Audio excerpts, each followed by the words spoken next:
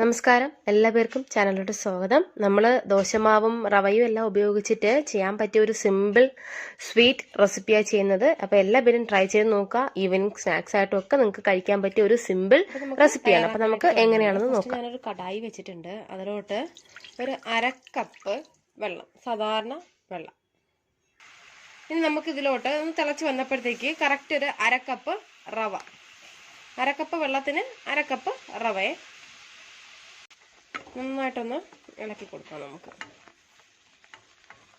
അപ്പം നമ്മൾ റവ കണ്ടല്ലോ, ജസ്റ്റ് ഒന്ന് കട്ടിയായിട്ട് വരാനായിട്ട് തുടങ്ങിയിട്ടുണ്ട്.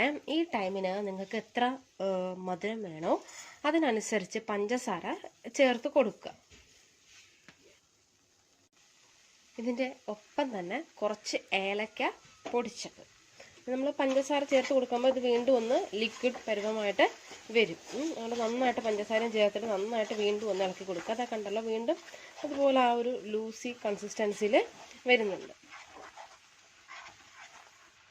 ഇതിലോട്ട് കുറച്ച് തേങ്ങ തിരുമിയത് ചേർത്തിട്ട് നന്നായിട്ട് വീണ്ടും ഒന്ന് ഇളക്കി കൊടുക്കണം.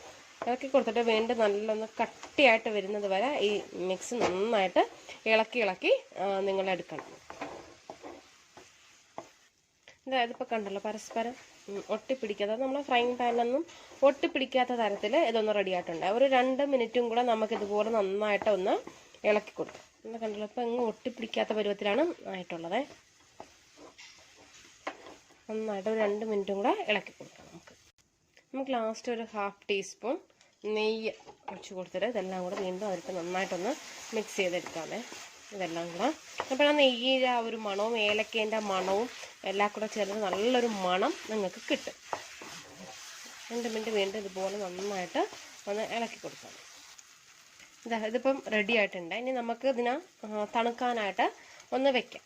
നല്ല തണുത്തതിന് ശേഷം വേണം നമുക്കിത് ബാക്കി ചെയ്യാനായിട്ട്. അപ്പം നമ്മളിത് പൊരിക്കുന്നത് മൈദാമാവ്, ഗോതമ്പ് ഒന്നിലുമല്ല, നമ്മൾ ദോശമാവിലാണ് നമ്മളിതിനെ പൊരിച്ചെടുക്കാനായിട്ട് ഉദ്ദേശിക്കുന്നത്. നമ്മുടെ മാവിൻ്റെ ആ ഒരു കൺസിസ്റ്റൻസി എന്ന് പറയുമ്പോഴത്തേക്ക് ഈ ഒരു പരുവമാണ്. ഒരുപാട് ലൂസ് ആവാൻ പാടില്ല, ഒരുപാട് കട്ടിയാവാൻ പാടില്ല. ഒരു മീഡിയം പരുവത്തിന് വേണം കിട്ടാനായിട്ട്. അതുപോലെ തന്നെ നമ്മൾ നേരത്തെ തയ്യാറാക്കി വെച്ച റവ നന്നായിട്ട് തണുത്തിട്ടുണ്ട്. ഇനി നമുക്ക് കയ്യിലെടുത്തിട്ട് കുഞ്ഞു കുഞ്ഞു ബോൾസ് ആക്കിയിട്ട് നമുക്ക് എടുക്കാവുന്നതാണ്. അപ്പം നമുക്ക് തയ്യാറാക്കി ഇതിന് ഇതുപോലെ ഒരു പ്ലേറ്റിൽ നമുക്കിനി തയ്യാറാക്കാനായിട്ട് തുടങ്ങാം. അതിനായിട്ട് ഫസ്റ്റ് നമ്മൾ തയ്യാറാക്കി വെച്ച ആ ഒരു ബോൾസ് നമ്മൾ ഈ മാവിൻ്റെ ബാറ്ററിൽ ഇട്ടതിന് ശേഷം ഇതുപോലെ എടുത്തിട്ട് നമുക്ക് ഓയിലിലിട്ട് ഫ്രൈ ചെയ്തെടുക്കാം. ഓയിൽ മീഡിയം ഫ്ലെയിമിൽ ചൂടിടാണ്. അതുകൊണ്ട് നമുക്കിത് ഓരോന്നായിട്ട് ഇട്ട് കൊടുക്കാം. ഇതിപ്പം നന്നായിട്ട് ഫ്രൈ ആയിട്ടുണ്ട്. അതാ കണ്ടുള്ള നല്ലൊരു ഗോൾഡൻ കളറിൽ അത് റെഡി ആയിട്ടുണ്ട്. ഇനി നമുക്കിതിൻ്റെ എണ്ണ ഒന്ന് ഇതാക്കാനായിട്ടൊരു ടിഷ്യൂലെങ്ങാനും എടുത്ത് വെച്ച് കൊടുക്കാമേ.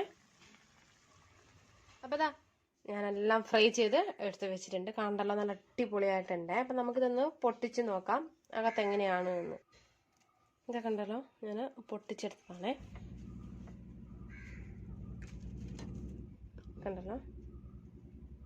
അപ്പം നിങ്ങളെല്ലാവരും ഒന്ന് ട്രൈ ചെയ്ത് നോക്കുക. നല്ല ടേസ്റ്റാണ് കഴിക്കാനായിട്ട്. കുട്ടികൾക്കൊക്കെ നന്നായിട്ട് ഇഷ്ടമാവും. ഓക്കെ, ട്രൈ ചെയ്ത് നോക്കിയിട്ട് നിങ്ങളുടെ ഫീഡ്ബാക്സ് ഒക്കെ എന്നെ അറിയിക്കുക. അപ്പോൾ വീഡിയോ ഇഷ്ടമായ ചാനൽ സബ്സ്ക്രൈബ് ചെയ്യാനായിട്ട് മറക്കണ്ട. നമുക്ക് വീണ്ടും നല്ല നല്ല റെസിപ്പീസുമായിട്ട് ചാനലിലോട്ട് കാണാം. Thanks for watching Deep's kitchen.